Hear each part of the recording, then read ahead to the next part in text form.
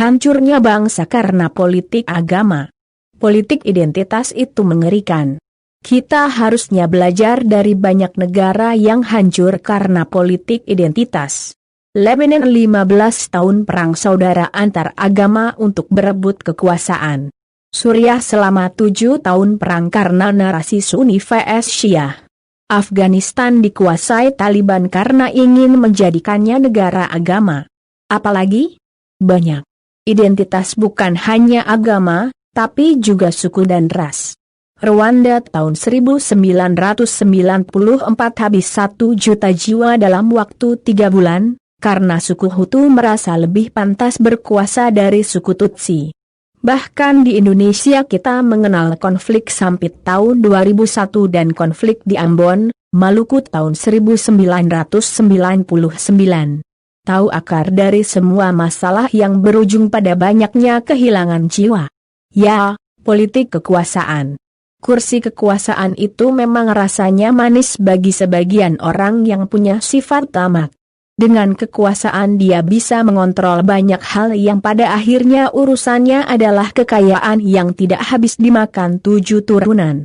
Politik, kekuasaan dan bisnis adalah lingkaran setan yang tidak akan pernah habis sampai akhir zaman. Tae kucinglah kebanggaan agama. Bullshitlah kebanggaan suku dan ras. Semua itu urusannya hanya uang dan uang.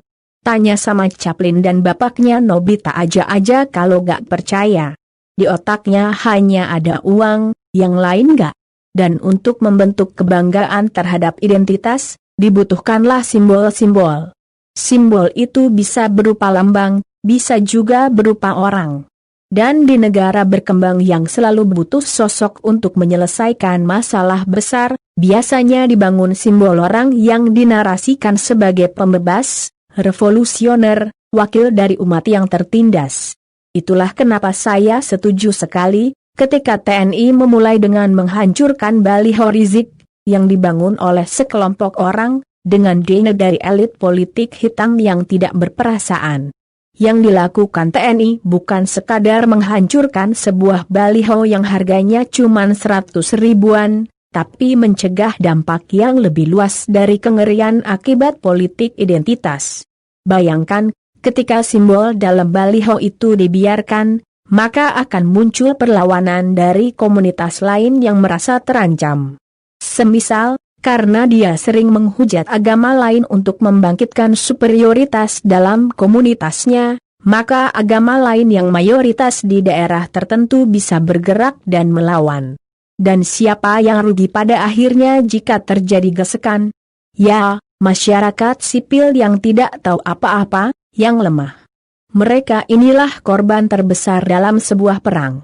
Orang yang sudah tua, wanita dan anak-anak.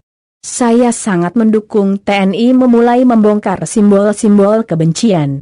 Karena kebencian akan melahirkan kebencian lainnya.